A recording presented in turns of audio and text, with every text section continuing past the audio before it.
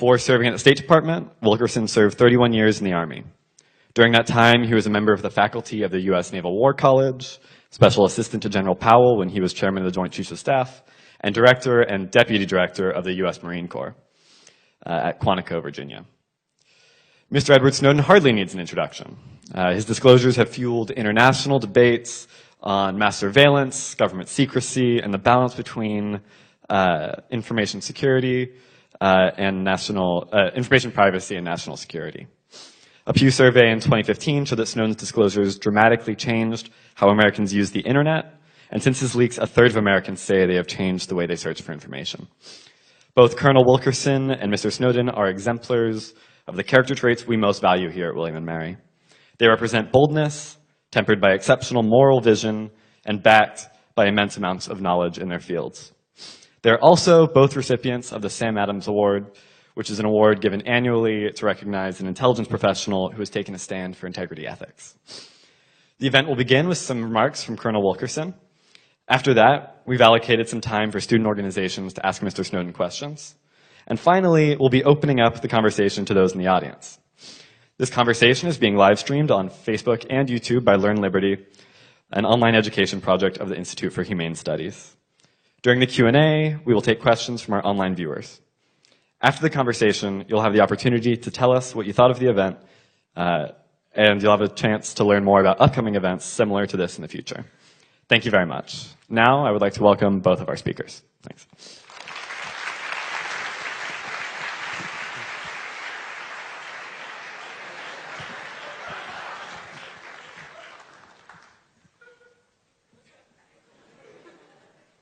Feel a little perplexed, huh? Hello, how is everyone tonight? I think they're all good, and I think they're all eager to hear from you, and so am I. I want to start, if I may, with a little history. And this may put you on the spot. It may be a little provocative, but that's what I want to be. I want to take you back a couple hundred plus years to Philadelphia, Boston, New York. I want to take you back to a country called America. There was 2.5 million souls, 500,000 of them black slaves. There were probably some Frenchmen, some Spaniards, some Dutch around, but most were citizens of the British Empire. The legitimate government of this country was George III of England and his parliament in London. Most of the people in this country at that time were loyal citizens to George III. A small group of people weren't, or were increasingly not. They met in Philadelphia and Boston and elsewhere, and they finally, in 1776, drafted a Declaration of Independence from that legitimate government, and the words that in that declaration are eloquent and in every American's mind, intuitively, if not intellectually. To the purposes of that declaration, they said they swore their lives, their fortunes, and their sacred honor. Every single one of them knew, from Benjamin Franklin, the wisest amongst them, to Thomas Jefferson, whose eloquent pen had crafted that document, that their fate might be hanging, very much might be, hanging from the yardarm of a British man of war in Boston Harbor or New York Harbor.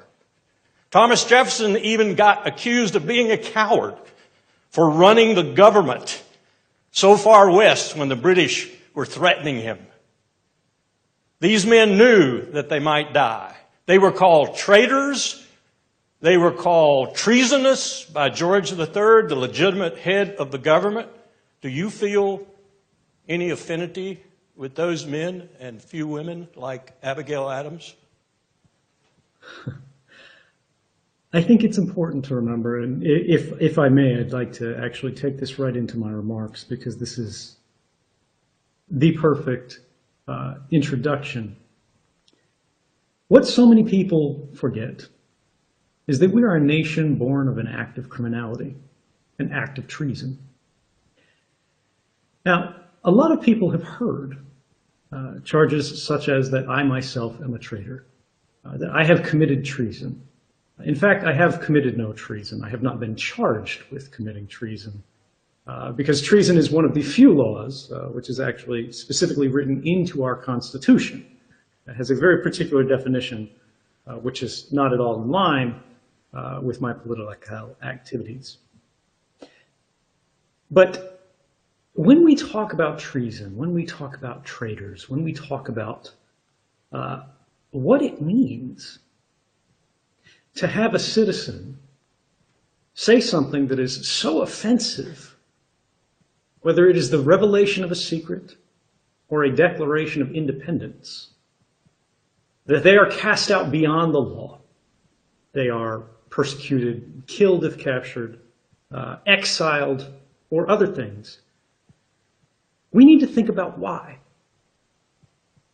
Now, in my case, for those who are not familiar with my personal background, I do feel an obligation to talk briefly about why it is that we're here tonight, why we're having this conversation.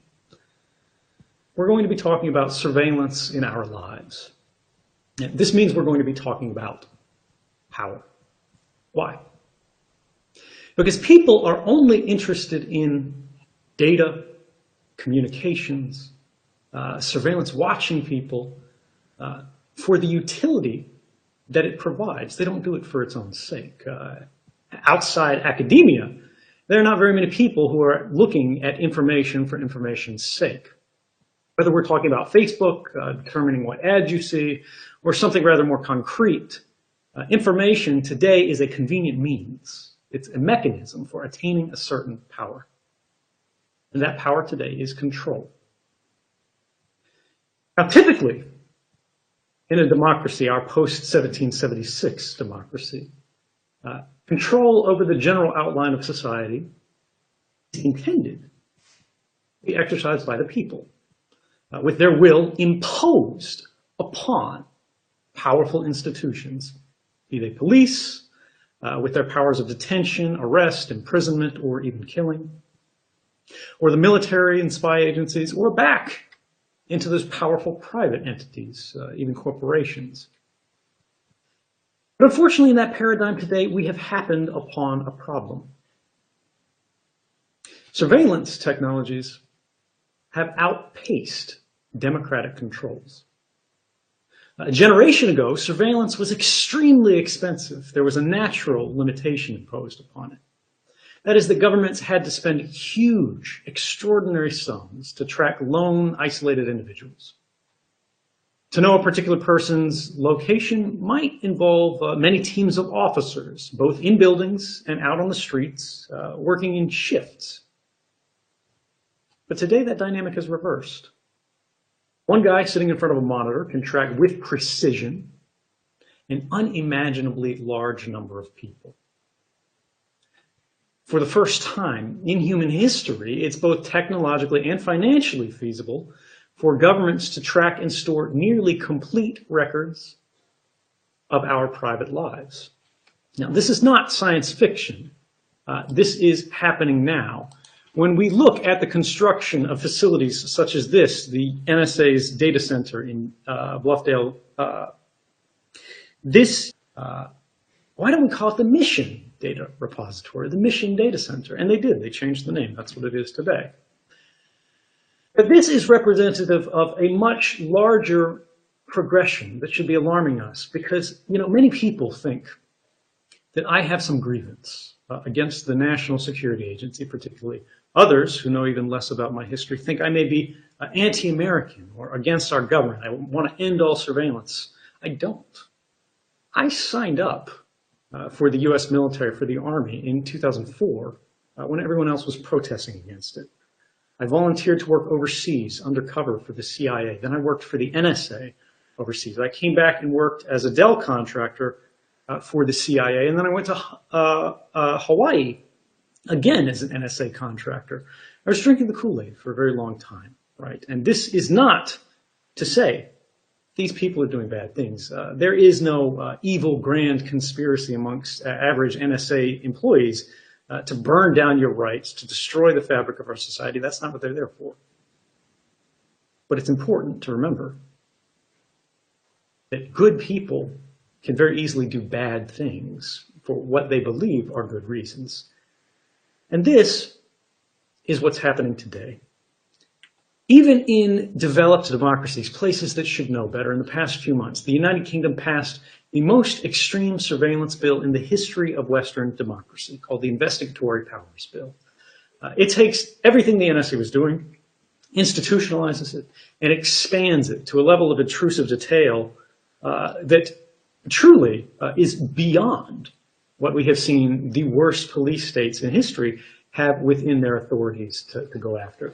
This is a law so authoritarian and so abusive that experts say it goes farther than laws like China and Russia, which I think we can all agree are no friend to civil liberties. Now, these problems don't only exist far away in other countries, and this is the central issue that we face in our modern times. In the lesson of these last few years, I would say, in democracy, in the United States, in our government, is that our government, like all governments, does not ask for permission before it acts. It deployed these capabilities, which the federal courts in the United States have said not only were unlawful for the entire history of their operation, more than a decade, not only that they had violated the rights of every man, woman, and child in the United States, but that they were likely unconstitutional, this is a direct quote, and Orwellian in scope. But they deployed these capabilities in secret, even when they knew in advance these programs were unlawful or unconstitutional, at least likely so, perhaps even because they knew this.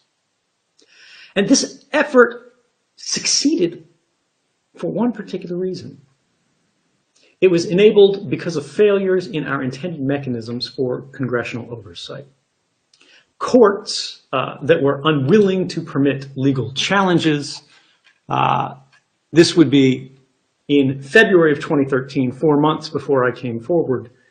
The Supreme Court had a case before it about precisely the mass surveillance that months later I would have revealed. Had the court ruled otherwise, my actions would not have been necessary. No one would have ever heard my name.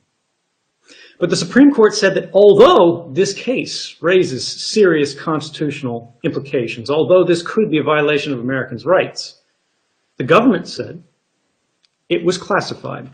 The White House, the administration, the executive, said the plaintiffs, this would be Amnesty International represented by the American Civil Liberties Union, could not prove that they were being spied on. And if you can't prove that it's happening, the courts said we have no role in the controversy, no matter how likely it is, no matter how problematic it would be if it were true. We have to blind ourselves to likelihood and instead confine ourselves to fact. And the government abused that. Now, perhaps this was okay, because we have a tripartite system of checks and balances in the United States. Of course, we have the legislature, we have the judiciary, we have the executive. What of the legislature?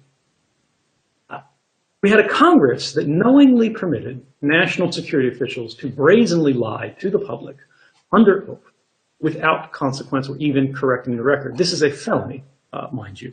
The most senior intelligence official in the United States of America, General James Clapper, he's the director of national intelligence, was asked by Senator Ron Wyden, one of the good guys on surveillance oversight, if exactly this kind of theorized mass surveillance was occurring, if the NSA was in any way collecting records about millions of Americans. And it looked like this, testimony under oath. Does the NSA collect any type of data at all on millions or hundreds of millions of Americans? No, sir. It does not. Not wittingly. There are cases where they could inadvertently, perhaps, collect, but not wittingly. Unfortunately, a few months later, after journalists finally had the truth of the matter in their hands, they found that that was not true. But this raises a more serious question of, does government lie that are made under oath? If we can't trust the courts to get to the truth of the matter, of the most extreme applications of national governmental force, who's really in charge of government? Are we, as we were intended to be, partner to government, as citizens? Or are we instead becoming, once again, something closer to subject to it? Are we losing our seat at the table of government? What do we do when the ordinary system of oversight breaks down? What happens when even the most well-designed systems of checks and balances fail comprehensively? I argue this is where we're forced to rely upon democracy's safeguard of last resort. This is the fourth estate, meaning our press, protected by the First Amendment, in alliance with whistleblowers, which are better known traditionally just as sources, journalistic sources. Unfortunately, we're seeing that the ability of journalists to operate free from interference, even in what are traditionally considered liberal and open societies, such as Canada and Australia, are coming under threat. We've seen within classified documents published by the GCHQ, which is the British version of the NSA and our closest sort of signals intelligence partner, that investigative journalists are considered a threat more serious than hackers, but one step less serious than terrorists. This should inevitably lead us to consider what kind of world we will be facing should governments and other powerful institutions, such as corporations, actually succeed in countering the threat of journalism that they are perceiving.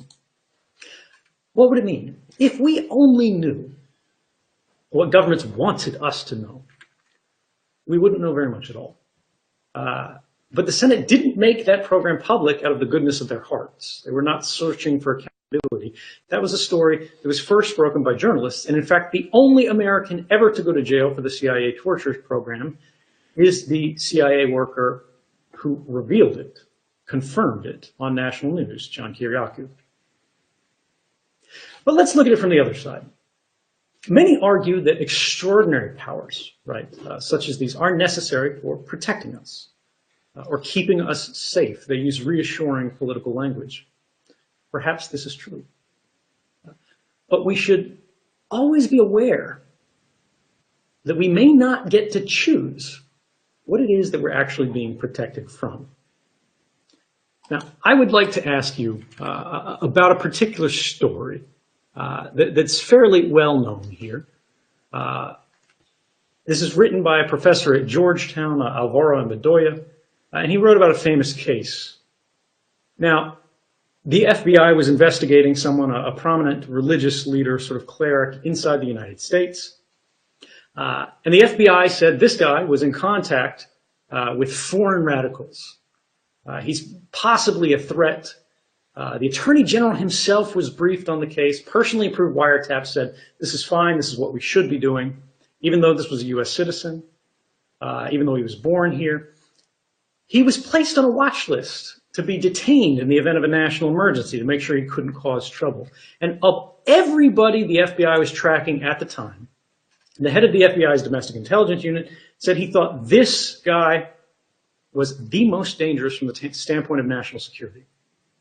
Do you recognize this case? That assessment, that he was the greatest national security threat that we were facing, this was the person we needed to be protected from, was made 2 days after he gave the I Have a Dream speech. Now, of course, we have seen reforms since then. We had the Church Committee in 1975, which struck what we were told was a grand bargain. The executive would retain all of these powers, but we would get new courts, intrusive courts, that would rigorously scrub the activities of these agencies. We would get congressional oversight committees in both the House and the Senate who would see everything that was going on, who would never be lied to, who would never be misled, who could make sure that these things were rigorously overseen. And for a time it worked.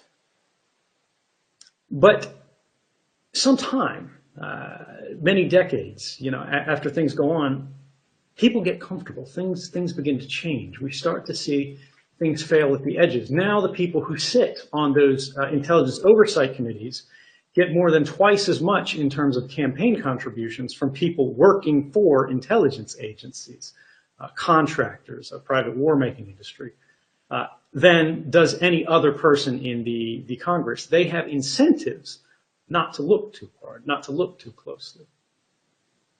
And this is not, again, to say the system can't work. This is not to say this is the end of the world. This is to say that we must always be skeptical. We must always recognize that it is the reflex, perhaps properly, perhaps improperly, of governments to conceal, to deceive, and mislead their publics because they think it's the right thing to do. They think it's for a good reason. And it is for this reason that we must reject from our vocabulary terms like national security. Anything that has the word homeland in it should make you a little bit nervous because they mean different things to politicians than they do to you. National security is what Martin Luther King was a threat to, right? These are euphemisms not for saving lives, but for political stability, for the continuity of the status quo, that are intended to popularize things that cannot be justified in plain language with common definitions. This is why they're looking for new words. And this is where I have to pivot. I apologize, we'll go a little bit long. But why this matters so much now. This is not just happening here, right?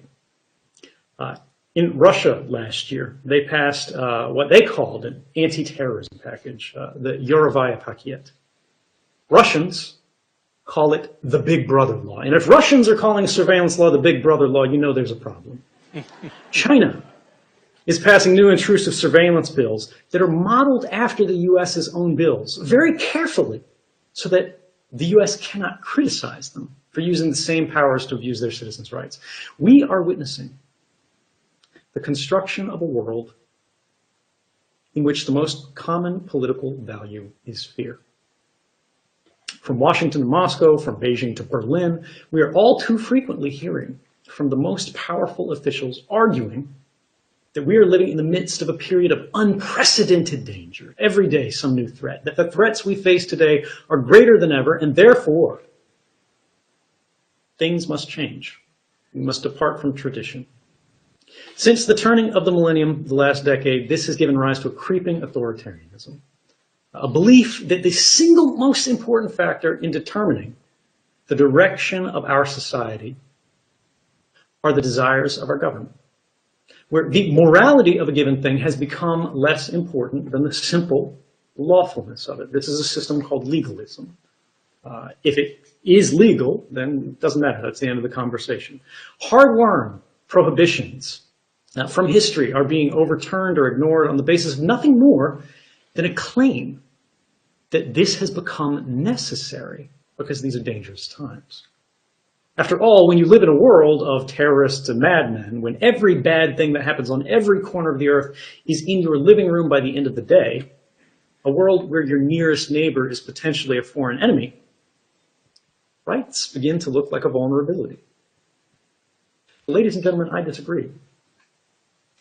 If our strategy to defend against each new threat is to do away with the very values that differentiated us from them, the right from the wrong, we have protected nothing, and we have won even less. We have diminished not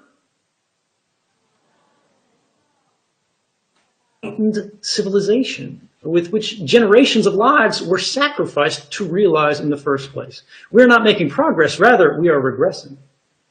If we allow the preferences of a few officials operating behind closed doors, those men giving false testimony under oath, to replace the basic constitutional principles upon which our governments were founded, we have truly completed that journey. We are no longer citizens, we are subjects.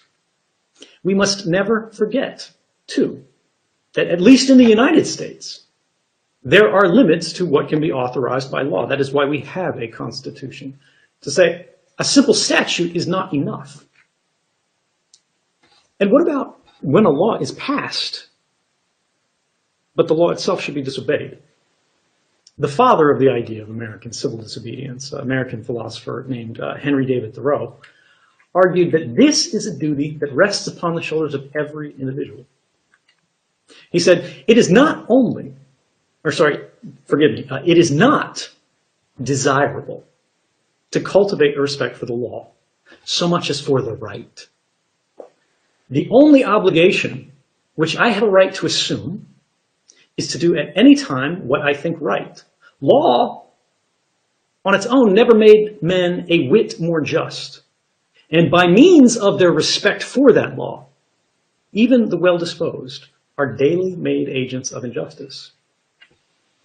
More simply, this is to say, the law is no substitute for conscience. Saying so does not make us anarchists. It makes us realists. Certainly, one need not look very, very far back in history to find examples of abuse, inhumanity, that were clearly, facially immoral. And yet, we would do well to remember that from the violent institutions of slavery, genocide, the disenfranchisement of women, to modern prohibitions as to who and how one can love another, these policies are more often than not entirely legal. I'm here to say tonight that the support of a majority can never transform a wrong into a right, and that dispossessing a minority of basic liberties, or perhaps entire populations of their privacy, does not become permissible, even if it is popular. What this means, ladies and gentlemen, although this may not be reassuring, although this may not be a comfortable idea, is that sometimes the only moral choice is to break the law. And while we face challenges, right, you all know better than I whose hands rest on the lever of power today. If reform is to be had, if progress is to be made once again, it will not be granted. It will not be given to us as a gift. Frederick Douglass said famously, "Power concedes nothing without a demand." It will be made in the face of resistance and abuse from the powerful and the privileged, because these are those who need rights the least. These are those who are impacted by abuses the least. They are sheltered not only from the consequences of their decisions, they're sheltered from our laws. They're sheltered from the necessity of rights. This is not a challenge that we asked for. Nobody woke up and said, please give me a problem to solve. But this is a challenge for our generation nonetheless. When you look at the news, when you look at the rhetoric that's being thrown around, when you see the rise of ultra-nationalism, racialized violence, discrimination, the abuse of minorities, the closing of our civil discourse, it's really easy to get worried, right? It's very easy to feel that things are slipping out of control. Perhaps there's nothing we can do. Right? And to think, what is this going to do to me? What is this going to do to my friends? What is going to happen to the people who are sitting next to me in this auditorium, who don't have those same installations, who don't have those same privileges? But I'm here to say, don't be afraid. Because if there's one thing you can learn from me, whether you think I'm a good guy, whether you think I'm a bad guy, whether you think I am the worst person that's appeared throughout history, the lesson we can draw from this is that sometime, whether it comes to our courts, whether it comes to our Congress, whether it comes to our president, our White House, who signed into law reforms that he wants opposed because we had new facts, one voice is enough to change the world. And I think it should be yours. Thank you.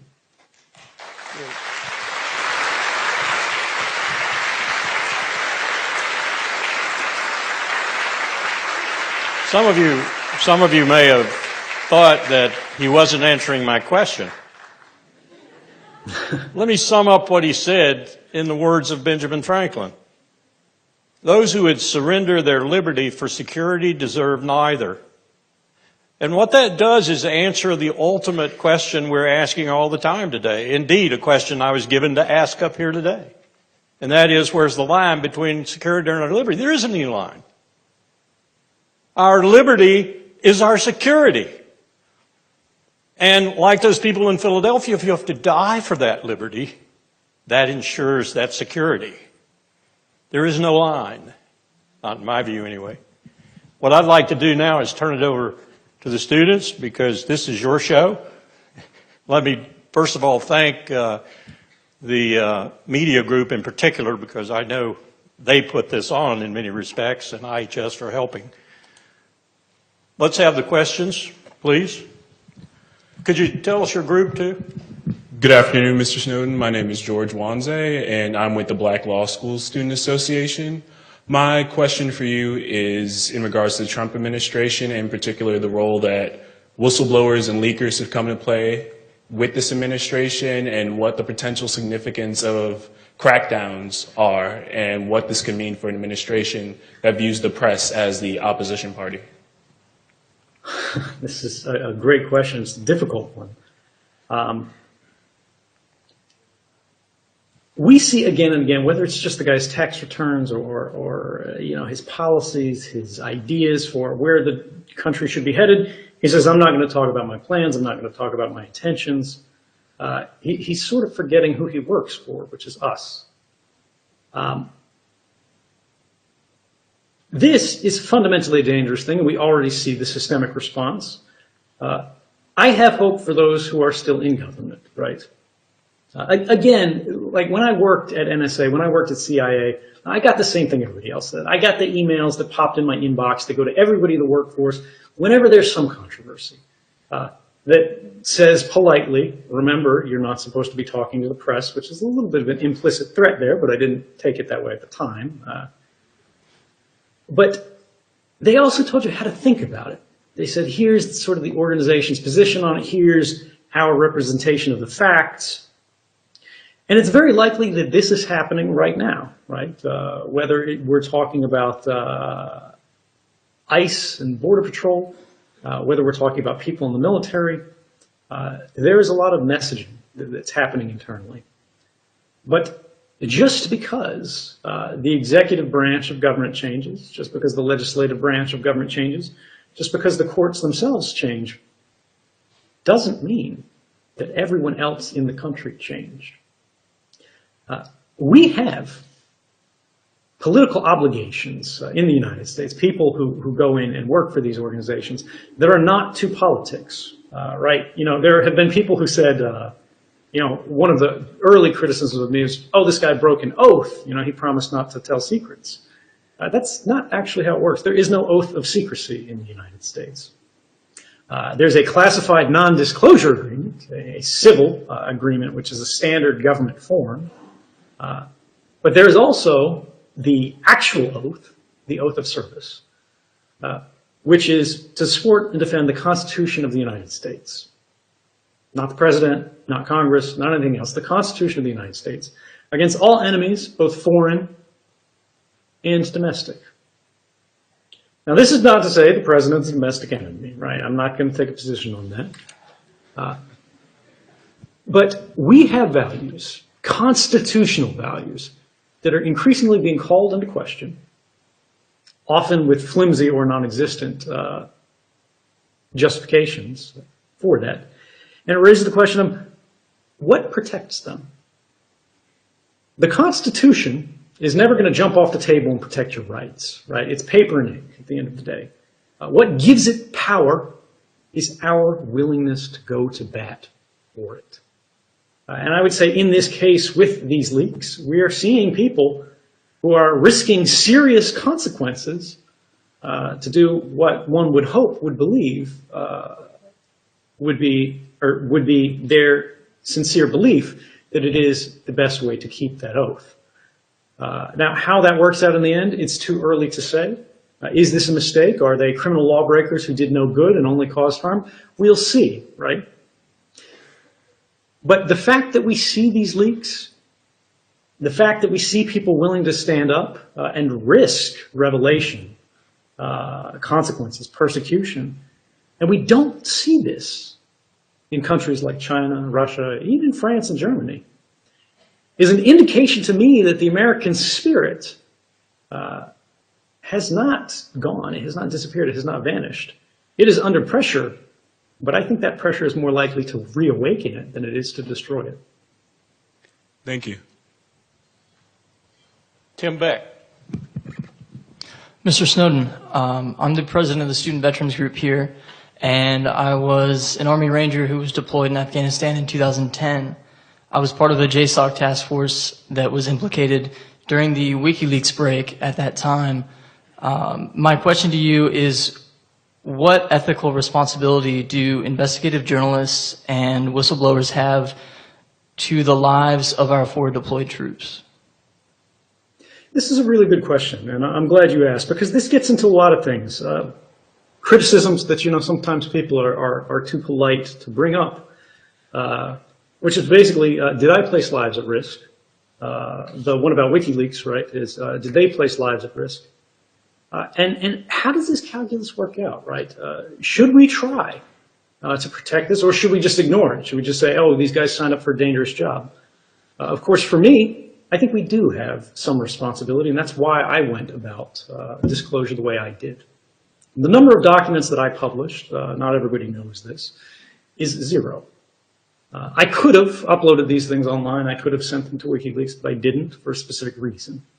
I gathered what I believed to be evidence of criminal wrongdoing or unwise policies, right? Things that had an impact or implication on rights, as well as documents that I never intended to be published, right? But journalists needed to have access to understand where these programs are effective, where they do need to be protected and perpetuated, and where they're not, and where the government is basically snowing them and saying, oh no, this is fine, we don't do that kind of stuff.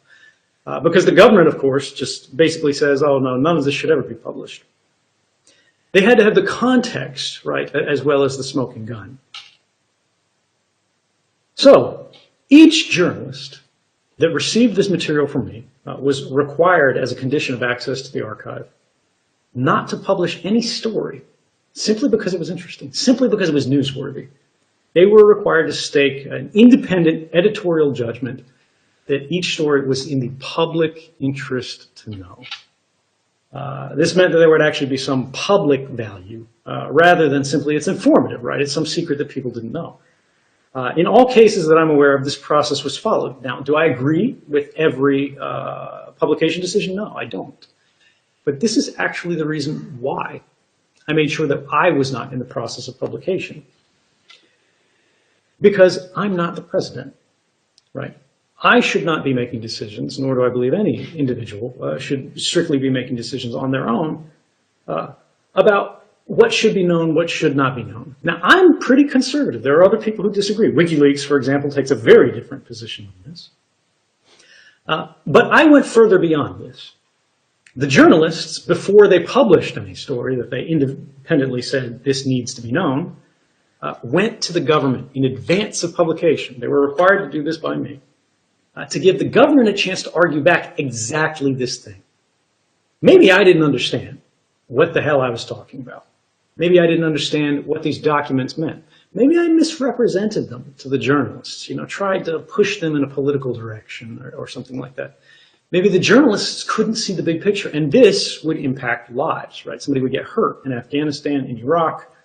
Somebody somewhere would come to harm. Some program would be shut that was necessary, valuable, that was saving lives every day. And in all cases, that happened, right? The government didn't have a veto right, but they had a chance to make their case. And there are some cases where they changed stories as a result. I'm not aware that they actually killed a story completely, that they spiked it, but they did change them. Now, the idea here, why I was doing this, was to replicate that same system of checks and balances that's supposed to be functioning amongst the government, the White House administration, the courts, and the legislature. If I went and said, I'm just going to do this my own way, that wouldn't really mesh properly with what the real problem was. Now, did I do it right?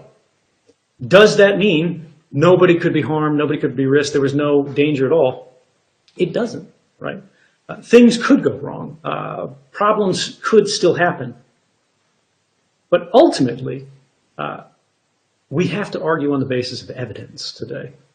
In 2013, a lot of people came forward and they said, look, this is dangerous. People are going to have blood on their hands. Any journalist touching these documents, lives are going to be lost. But by 2017, nobody talks like that anymore. There has been no public evidence at all that's been presented by the government that anyone has come to harm as a result of these disclosures. We know for sure no one's died or been harmed. There have been allegations, right, that this has made intelligence collection more difficult here. Maybe somebody's changed their methods of communicating there. It's possible it's true. We can't prove it. We can't disprove it. There have been studies done that have said that's not the case, but we don't really know. But the central question that we need to answer here to resolve this is, if something had to be published because the public could not cast their vote in an informed way, without this information, should it be, even if there's some potential risk involved in that process? This is a hard question, right? And everybody has to come to their own decision. But this is why the First Amendment is first. This is why, more than anything else, we protect the freedom of the press in the United States.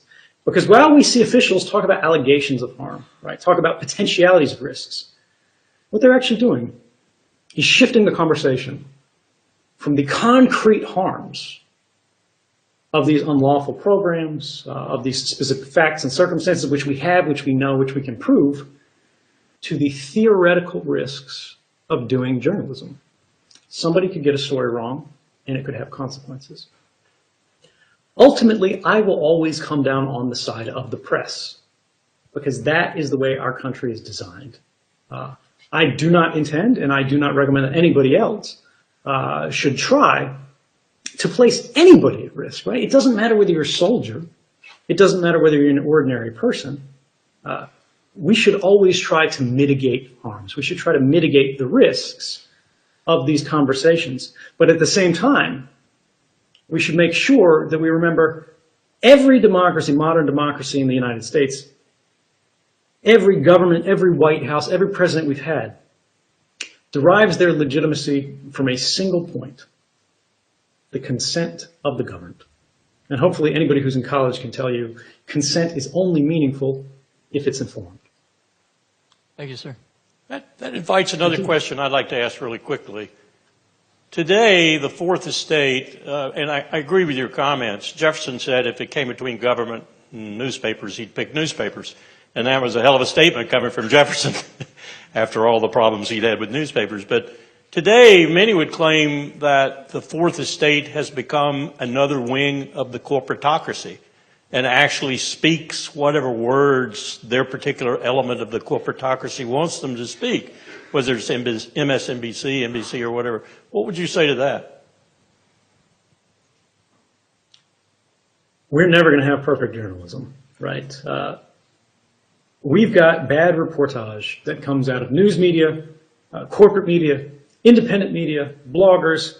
If people are writing stories, some stories are going to be wrong.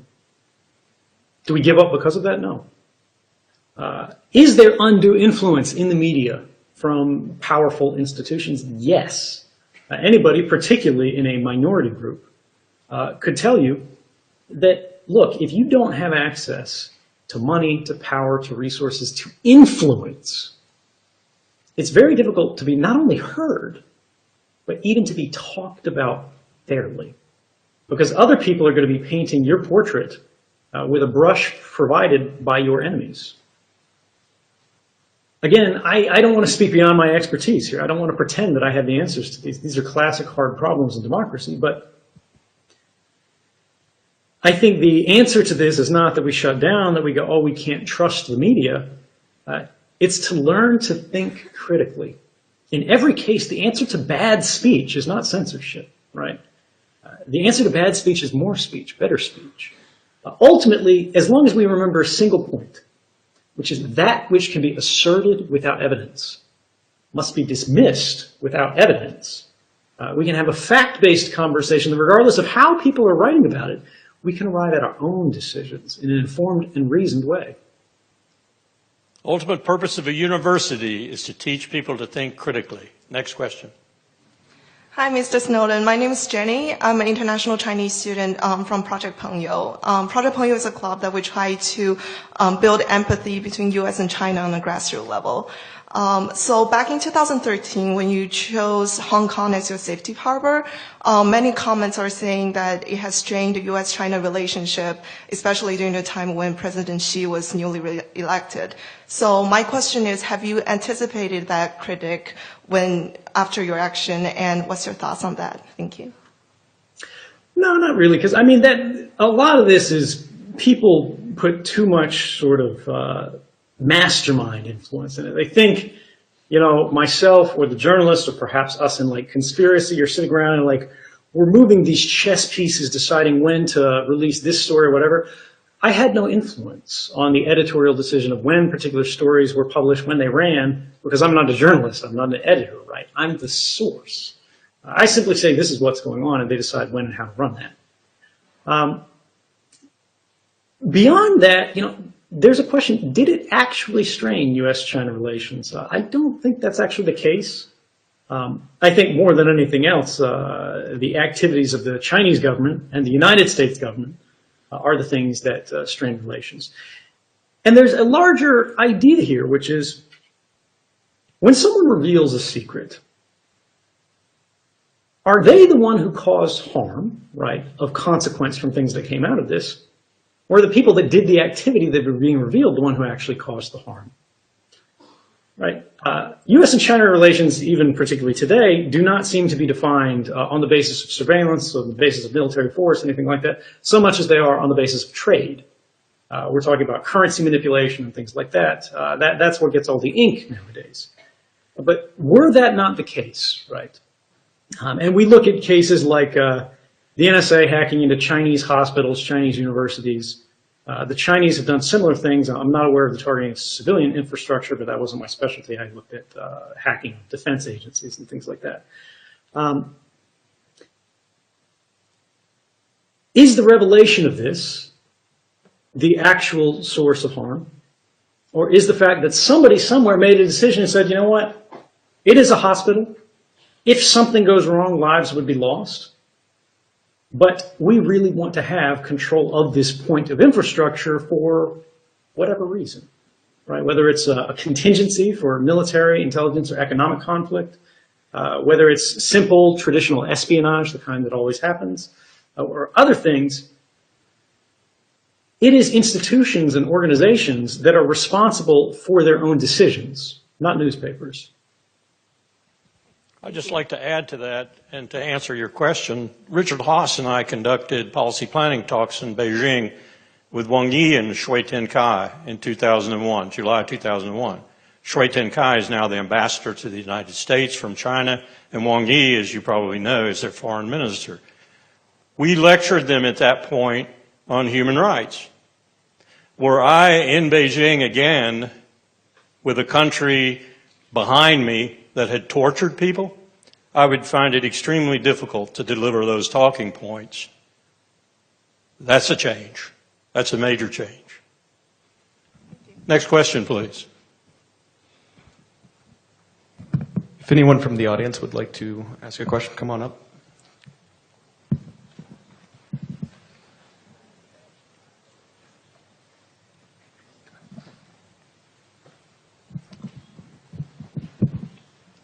The lineup has started.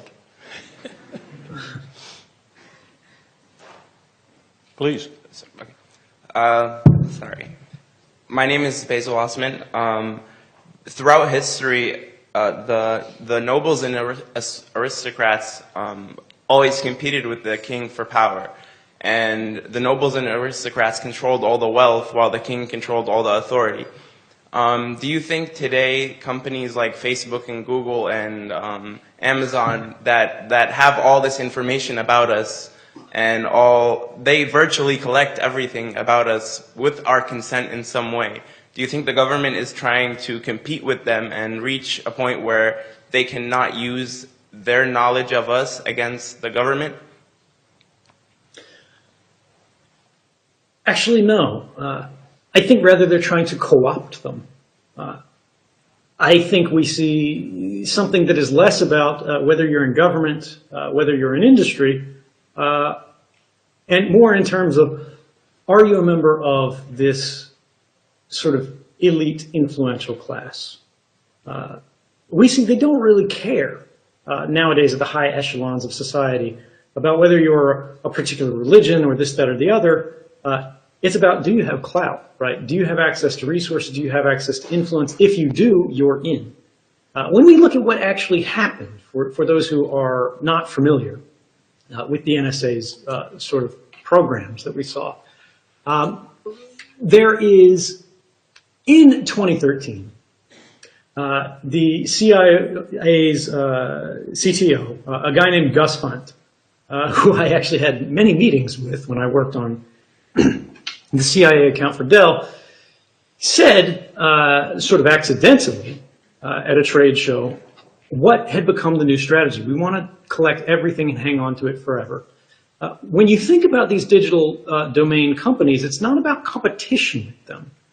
It's about co-opting them and indoctrinating them. And we see this quite clearly when we look at the timeline of what are called PRISM partners. These are, of course, the largest internet companies in the United States that voluntarily began providing the government with access to their customers' records beyond what the law required.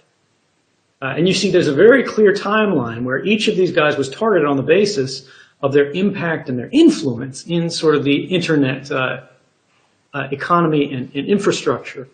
And it goes on and on and on. It wasn't just the providers themselves, right? It's also, this is called upstream collection. I know you can't see it very well, but this is a slide that was the first public mention of it. Upstream communication is your communications, not just going to Facebook specifically or Google specifically, but going anywhere as it crosses internet service providers, as it crosses telecommunications companies.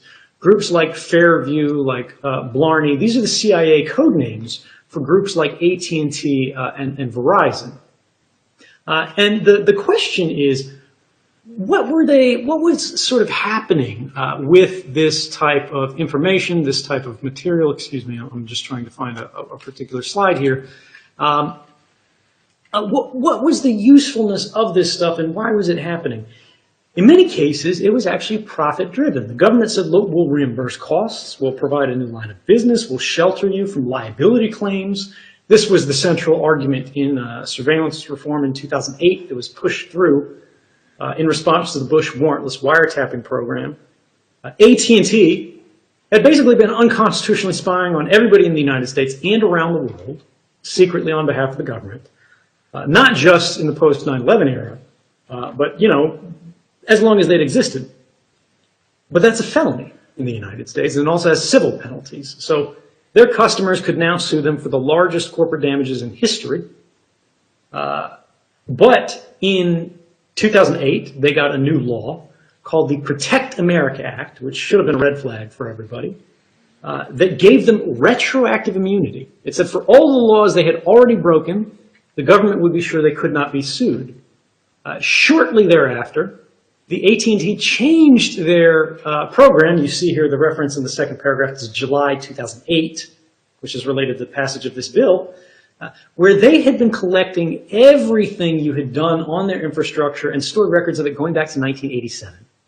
So if you're an AT&T customer, you've always been an AT&T customer, you're younger, you were born in 1987 or after, everything you've ever sent, they have a copy of. They still have a copy of.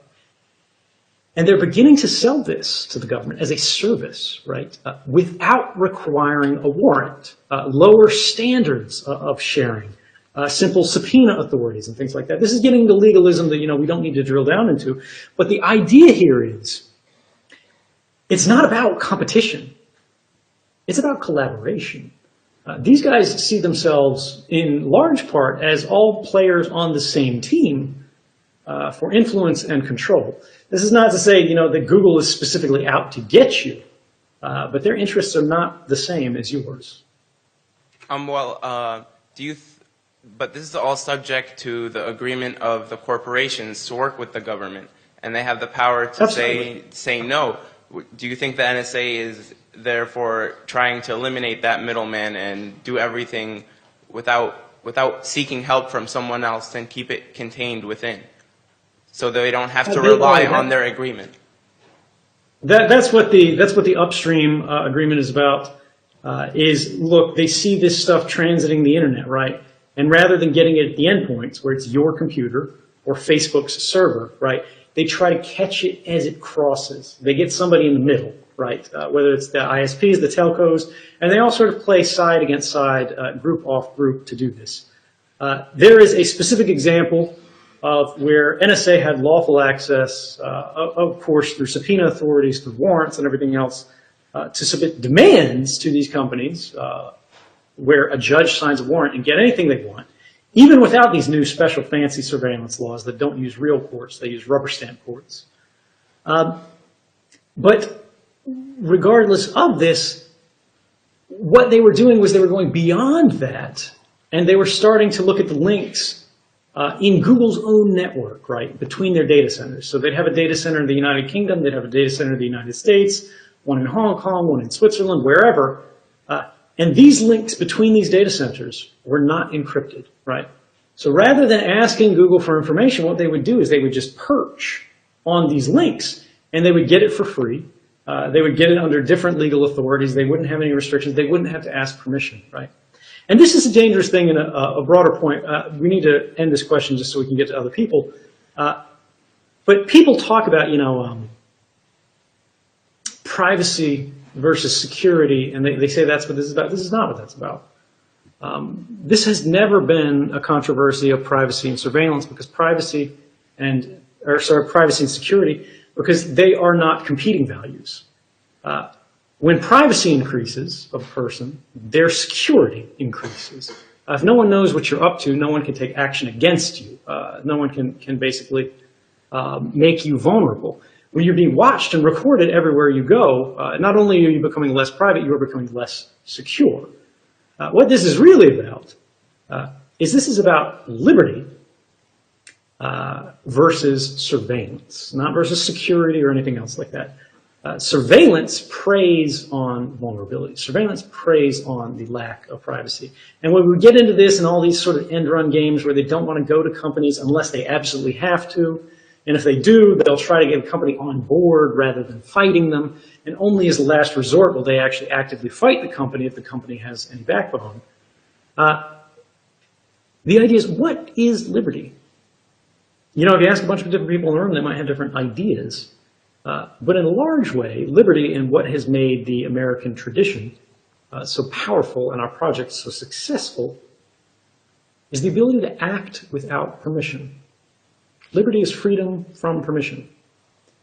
When the government is seeking to expand its own liberties at the expense of the public's, that should be something that alarms all of us. Next question. So much. Hi, Mr. Snowden. My name is Jacob. I'm a sophomore here. And my question kind of goes right into what you were just talking about. With the advent sort of today of remote controlled attacks, with the radicalization via social media, via the internet, you've spoken somewhat derisively several times about these politicians who will use fear as an excuse for infringements on liberties or just increased surveillance, depending on how you look at it. Is there no situation in which increased surveillance is justified? Would you say that these remote controlled attacks do justify some increased surveillance today? And if so, is there a right way to do it? Is there a right way to go with that? So this is a good question, and it actually gets into something that, again, the reason I speak broadly about this is because it's difficult to cover the nuance in limited periods of time. But there's two broad types of surveillance that are in broad use today. Mass surveillance, which is what I have criticized, what I have revealed in the United States. We have the Fourth Amendment in the United States, right? There's prohibition against unreasonable search of your private documents and things like that, seeing what you're doing, what you're up to. But also the seizure of them in the first place, right? Which means grabbing them. Now, this issue has never been settled in the courts in modern day. The entire reason mass surveillance is happening right now is because of a court decision that happened in the 1970s in a case called Smith versus Maryland, where one guy was making harassing phone calls to one woman. She saw him drive past her house or something like that, got his license plate shortly before or after one of these calls was made, and went to the police. The police went to the phone companies and said, look, in this case, we don't have a warrant. but we do have this guy's license plate. We did see him going past. Will you just give this information to us voluntarily? And the phone company said, yeah, sure, whatever, fine. We'll give it to you. In that case, the Supreme Court said this guy didn't have a right to privacy because they didn't actually wiretap him. They didn't listen to his calls. They just got the records of who he had called and when. And it didn't come from him.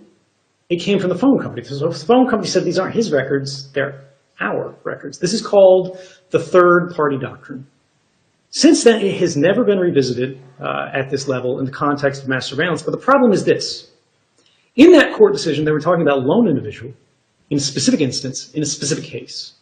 The government has interpreted that in the past 40 years to mean, well, if one person in one case where they had eyes on this guy and he was doing all this stuff, and the company did it in a very narrow, specific way with just this range of calls here, we can do it to everyone, everywhere, all the time, forever. If we can collect one guy's phone calls without a warrant, we can collect everyone's phone calls without a warrant, their emails, their internet traffic, whatever, as long as it meets that same sort of idea where it's metadata, right?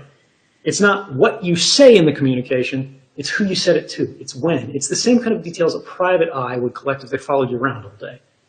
They see when you left your house in the morning, they see where you went, they see the cafe you ate at, they see who you met with at the cafe, but they can't sit right next to you and write down everything you say because you might go, who is this weirdo that's sitting behind me everywhere I go and writing things down?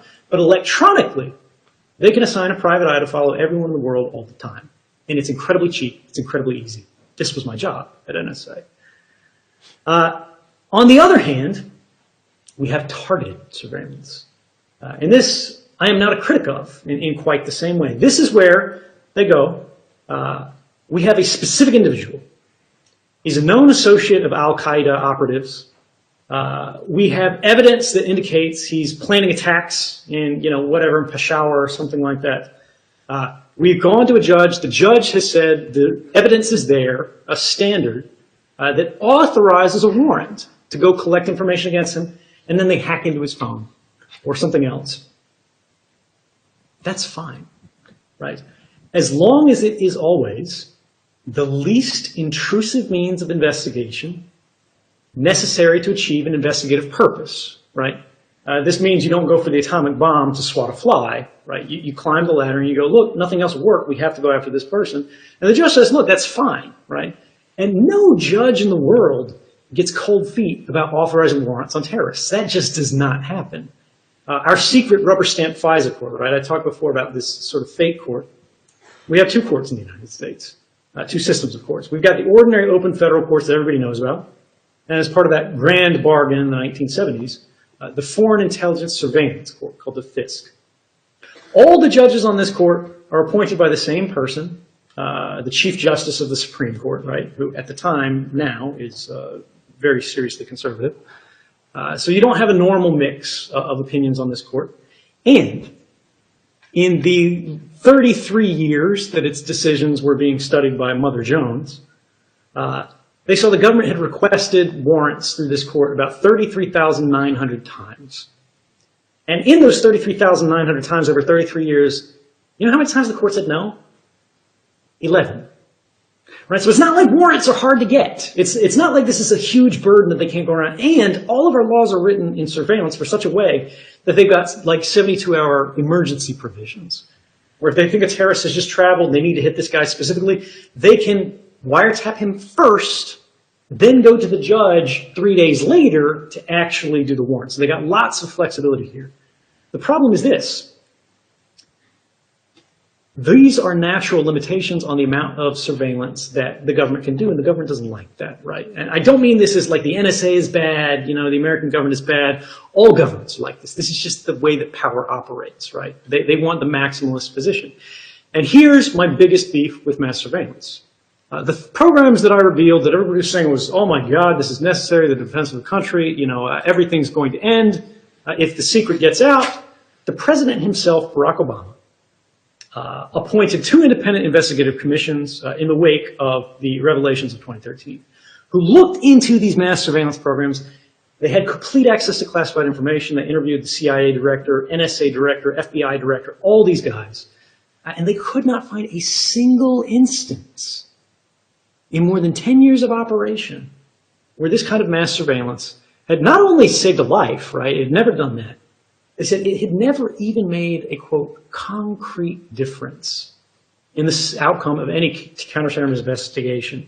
Moreover, it hadn't contributed to the discovery of a plot or anything like that. The Bush-era warrantless wiretapping program called Stellar Wind was similar. This was the document that actually made me realize I need to come forward. It's long, a secret history. If you're interested in it, search for Stellar Wind, Washington Post. You can read the entire document online, the analysis of it. We thought the program ended when Bush said it ended, but it didn't. He actually split it into two parts. The public part that the government branded after the fact the terrorist surveillance program, because the press found out about it, and they needed to describe it, they shut down. But another part called the PSP, the President's Surveillance Program, had secretly continued.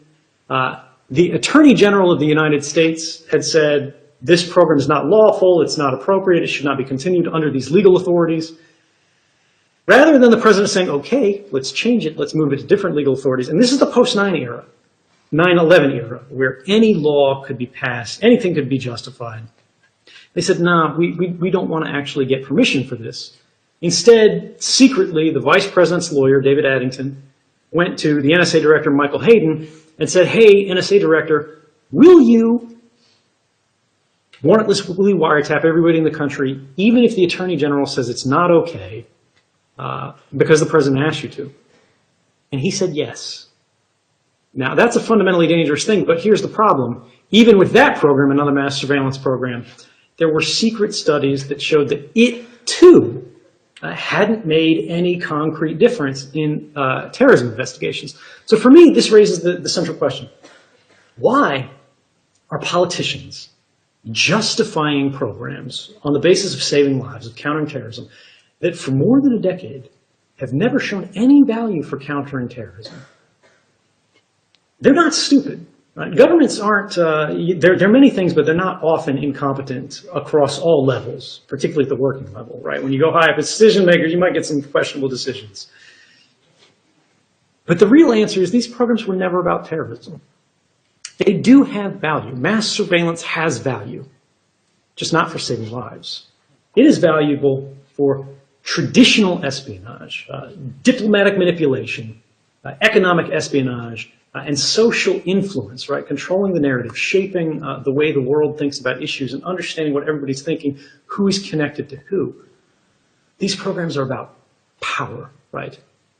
Targeted investigation, targeted surveillance has a clear, centuries-long track record of working, of saving lives. Why are we not focusing on that? Thank you. Please. Hi, Edward. My name is Danielle Gray. I'm a freshman We're here. going to tolerate his patience for as long as he will tolerate us. Okay. Awesome. So I have a question. You were discussing a bit of the danger of having so much data in the hands of people who have power and using that power to control people. How has the U.S. government, from what you've seen already, used our data to influence how we vote, influence how we spend our money? And also you mentioned that companies can sell our data to the government. Have there been instances of the government selling our data to others? And also, is there a potential of people hacking into the government data and that being a danger? Like, what if insurance companies could find out who has certain pre-existing conditions, charge us money? What are some dangers here? So we have, there's a lot of questions in there. But I'll try to go sort of rapid fire through a couple of them. One, has the government lost access to or lost control of the secrets?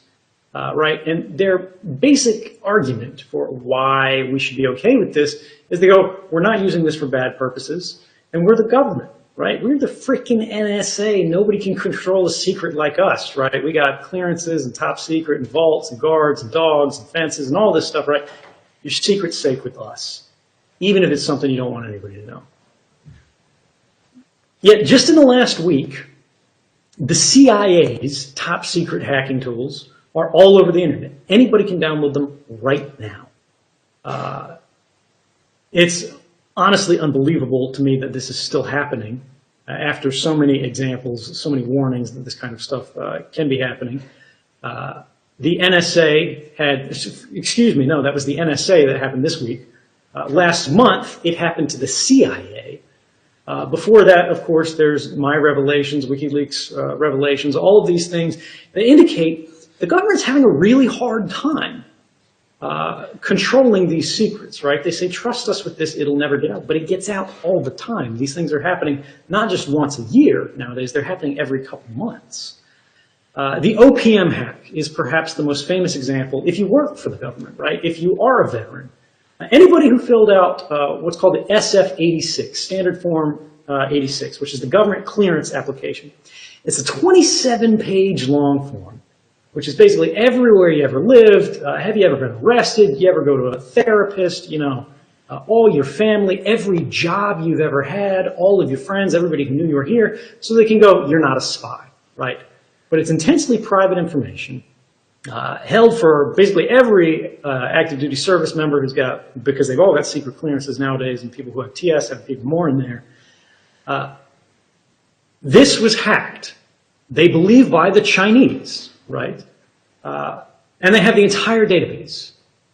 Now, at last count, 1.4 million people have clearances in the United States that are active. But many more have clearances filled out these forms that are not active, right, that have just lapsed. They're still in the database. If they can't protect the identities of their actual spies, right, how well do you think they're actually protecting your phone calls, right, your emails, everything in your search history for the last 5 years or whatever? Corporations already have this, and they're abusing it in new ways. Is it legal? Is it illegal? We don't really know because the courts are very hesitant to rule here. We will very likely see these questions answered authoritatively in courts in the next 5 to 10 years, but courts move extremely slowly. I think that the central question here is, are there authorities that are simply, are there databases, academics have looked into them, where when you develop a certain richness of information, right, about everybody who lives in an area, all of their social graphs, right, who's connected to who calls who, where their cell phones travel, right, what their medical histories are, all of these things, you know everything about them. When I worked at NSA, right, people always talk about content versus metadata. For those who aren't familiar with it, content is what you say on the phone call. Metadata is the fact that the phone call occurred, when it happened, from where, how long it existed for. I didn't really care about content because content takes a long time and people lie, right? If I'm listening to your phone call, what you say on it, right? But metadata doesn't lie. The fact that you made the phone call is there. It's instant. Computers can handle it, can analyze it instantly. I can tell who you love just from your phone records, right? I can see who you call in the middle of the night. I can see where your cell phone goes on the basis of its location data in the middle of the night, and what other cell phone ends up in the same place. It's not just about this, it's about you know, your internet traffic. I don't need to see what article you read on a website, which is considered content. If I can see it's a gay and lesbian website, right, itself. Basically, the way encryption and content provisions on the internet work right now, saying you went to NewYorkTimes.com/whatever story, it's headline, that would be a content-based decision. But saying you went to IP address, you know, whatever digits, 22.33.44.55, which happens to be the New York Times website, there are no legal protections for that. I can look at that right now and nobody's going to stop me, nobody's going to put me in jail for it. I just have to mock up a justification for it. This exists for everyone everywhere. Corporations are doing the same thing. not to be routine on this, but the ultimate question that you asked is, what is this stuff being used for? Right? How is it actually impacting people? And when you look at that, we see that their own documents, this is from my archive, the journalist published, they found that the NSA's own classified documents said they were spying on the pornography viewing habits of people whose politics they did not like. Now, in their defense, given the mood of the time and whatnot, if you consider this a defense at all, these individuals were Islamists. But the NSA admitted in their own reporting that they were not terrorists, they were not suspected of terrorism, and they were not advocating violence specifically. They just didn't like the political influence they had on people. They were collecting, in partnership with our Five Eyes partners, for people who haven't heard the Five Eyes, it sounds like a James Bond organization, but it's real. It's the United States, the United Kingdom, Australia, New Zealand, and Canada. The GCHQ was anybody who used Yahoo Messenger back in the day. Every 5 minutes, they were saving a snap from your webcam as it crossed the internet. They didn't care if it was in your house, didn't care if it was in your bedroom, anything like that. We see the Australian Federal Police today are using these same mass surveillance authorities that were justified on countering terrorism to identify the sources of journalists. We saw that this same kind of mass collection of information, this time was happening via the Australians, but it was shared back and forth with us, to target U.S. law firms. This is not lawful in the United States, but we did it anyway. Nobody goes to jail for it. Nobody gets punished. They were spying on law firms. Why? Was it a criminal defense of a terrorist case and they were hoping they would sort of crack the network? No. Unfortunately, it might be reassuring if it was. This was a trade negotiation between Indonesia and I believe Australia over the price of shrimp and clove cigarettes.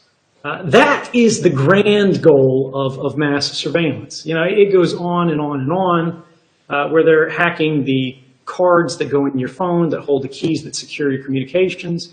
We hacked Belgium, for God's sake, which is not exactly, you know, considered the hotbed of nuclear proliferation or anything today.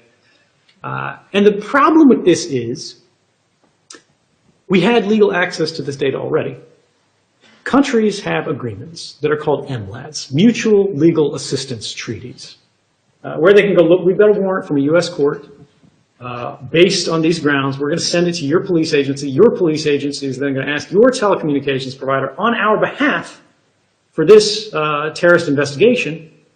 But they didn't want to do that. Again, it's about maximizing capability, authority, minimizing oversight. And this goes on and on and on, where even Canada was getting in on this kind of thing, targeting emails that were sent to government services. They were collecting information on App Store downloads and things like that, although in this case it was a Chinese App Store. If it is on the internet and it has information about people's lives, their activities, and it is not being protected, it is not being defended in a meaningful way, they're going to go after it because that's what they do. You've been very generous with your time. We're about 20 minutes over the scheduled time. One more question, or? Please, let's take one more and then we'll call it there. Okay. Please. Thank you, Mr. Snowden. It's really an honor to be here. So in retrospect, it seems that democracy has never prevailed over the needs for national security or social stability, etc. For instance, excessive surveillance and the censorship over nuclear scientists and citizens of foreign descent during the World War II. And reports that show that during the oil embargo of 1973, the government has actually made plans to conduct military operations in Saudi Arabia to stabilize the oil market. So it seems that the government fought in the name to preserve democracy, but in so many undemocratic ways. Which leads to the question, how do we reconcile between the interests of the state and our own rights? You know, this is the perfect question, I think, to close on, because, look, you guys have heard a lot of things today, some of which sound pretty extreme in terms of the government's capabilities. But there is the argument, again, that we addressed initially of, You know, it's a dangerous world. Should they be doing this? Will this protect us? Will this keep us safe? Mass surveillance, there's not a lot of evidence that it's the case, but what about all that other stuff? What about getting a better deal on shrimp and clove cigarettes? Should we be doing that? The answer is this is not a question to be answered by a few officials behind closed doors. This is something that maybe nationally we want to say is okay. Maybe we want to say we want to have a panopticon government. Maybe we want to say the government has the absolute authority to unlock anybody's iPhone at any moment, turn on any camera anywhere, turn on any microphone in any pocket because it's valuable, right? Because it makes them more powerful, and we want the government to be as powerful as possible because we trust the government. Maybe that's the case. But if that is to be true, that's a conversation that we have to have in the open, in the light of day, right? Not behind closed doors. What happened in the last decades is the government removed the public's seat at the table. In the last few years, we're getting it back because now we know what's going on. Now we can say something about it. But we don't have that much influence, unfortunately. A vote only does so much. The current status of our national political equilibrium should be all the evidence of that we need, where we can have a majority who votes for one and another ends up in power. But sometimes the answers are unsatisfying when it comes to democracy. What we can do is make the government as accountable, as responsible, and as transparent as possible given the constraints of the day. And as long as we stick to the facts, right? As long as we stop saying, oh, mass surveillance, we need to spy on everybody because it's saving lives, when it's not, and there's no evidence of that. But it is really great for getting a better deal on shrimp. We need to have that kind of debate. One of the things that I would say in finality, it didn't come up, but you know, people are concerned about is this idea of whistleblowing, right? People reveal secret information about what's going on in government. Is it a good thing or a bad thing? And the answer is it depends. We've seen leaks in the last few days that say the U.S. was planning to strike North Korea's missiles on the launch pad, right? They've talked about military operations and plans against Al-Qaeda in the past. The government leaked what they called the Conference Call of Doom, where they said the FBI was tapping Al-Qaeda leadership's coordination calls.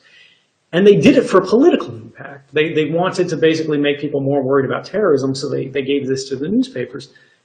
But these are leaks that have clear consequences in terms of intelligence collection without a clear public benefit, right? They have a political benefit, but not a public benefit. So people go, well, how do we mitigate these things? We can't punish the government for leaking whatever it wants because it's the government. It makes the rules, it decides who gets prosecuted, and they're not going to prosecute their own on that. But what about this idea of proper channels? There's a criticism against me and every other whistleblower that says, look, this guy revealed CIA's torture program or whatever for the poor gentleman, John Kiriakou, who went to prison for that. The CIA's operation to hurt the Iranian nuclear program that actually ended up accelerating it because it was so incompetently managed. He also went to prison. All of these things, if they had just told the government through the right way, things would be better, right? You would be able to make sure Congress knows about these things, and nobody in the public has to be any the wiser. But unfortunately, Congress, in many cases, know. That testimony earlier, where you saw the Director of National Intelligence saying, no, not wittingly, we don't spy on American citizens when they were doing exactly that. Senator Ron Wyden knew that was the case. That's why he asked the question. The Director of National Intelligence wasn't surprised by it. He got the questions 24 hours in advance. These guys knew, right? They weren't trying to deceive each other. They were trying to deceive the public. Sometimes the person that needs to be notified is not the government. The government is the cause of the problem, right? This is like reporting that the wolf is eating lambs to the wolf. And we have actual evidence of that. There's a case of an individual named Thomas Drake. If you've never heard of Thomas Drake, I encourage you to look up his name, read about his experiences.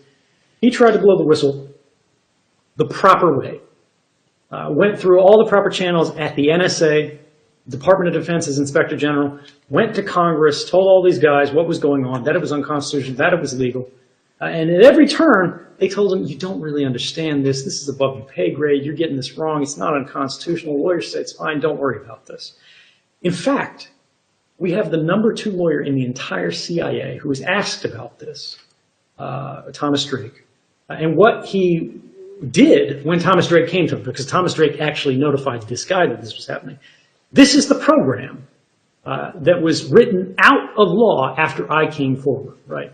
Thomas Drake tried to stop it a decade earlier, but failed because this is what proper channels look like.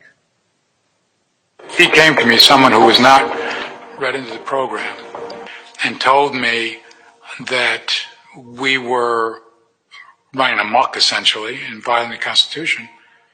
There's no doubt in my mind, I would have told him, you know, go talk to your management. Don't bother me with this. I mean, you know, the minute he said, if he did say, you're using this to violate the Constitution, I mean, I probably would have stopped the conversation at that point, quite frankly. So, I mean, if that's what he said, then anything after that I probably wasn't listening to anyway. Proper channels, ladies and gentlemen. If I could close on a specific note here. There's a lot of leaking going on nowadays, perhaps more than we've ever seen. There's going to be good, there's going to be bad. And the question is, who's the right person to decide this, right? I'm not the president, you're not the president, the person who is the president, well, they have their own way of looking at these sort of things.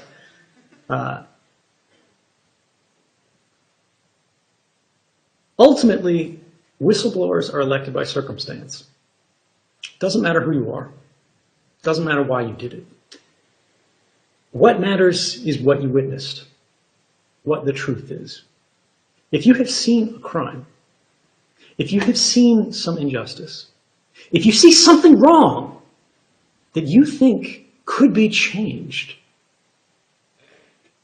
by speaking out, by doing something about it, you need to think very seriously about what your obligations are. Not just to the ideas of altruism, right, a better future, serving democracy or whatever, but to yourself. Because when we tolerate injustice, and we all have a level of this, right? Every day we have a level of inhumanity, incivility, injustice that we can tolerate. When we see a homeless person on the street, a panhandler, we turn our heads away, we go, oh, I don't have time for this today, I can't deal with it, there's too much going on. But then there's one step further. I would not encourage anybody to come forward if they didn't think it could make a difference. But there are cases where it can, right? And when you see something wrong, and you think the world should be better, you think the program could be better, you think the program is supposed to be better, you think it is against the law for things to be occurring as they are, or even if it's not illegal, it is clearly immoral, as so many institutions throughout history have been, do you have an obligation to resist it? You have a voice, ladies and gentlemen, and that voice matters. It is not enough to believe in something. If you want to see a better world, you have to make it. Don't believe in something. Stand for something. Use your voice. And good luck. Thank you. Thank you.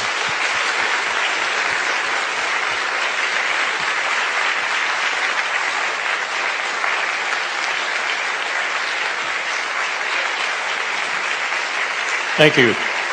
As you can see, there are quite a few people left. You know, as he was talking there at the end, I couldn't help but think of those last lines of Der Lausung from Bertolt Brecht, where, you know, in the GDR, East Germany, he says, maybe the government should hold an election and elect a new people. Thank you. Thank you, and good night.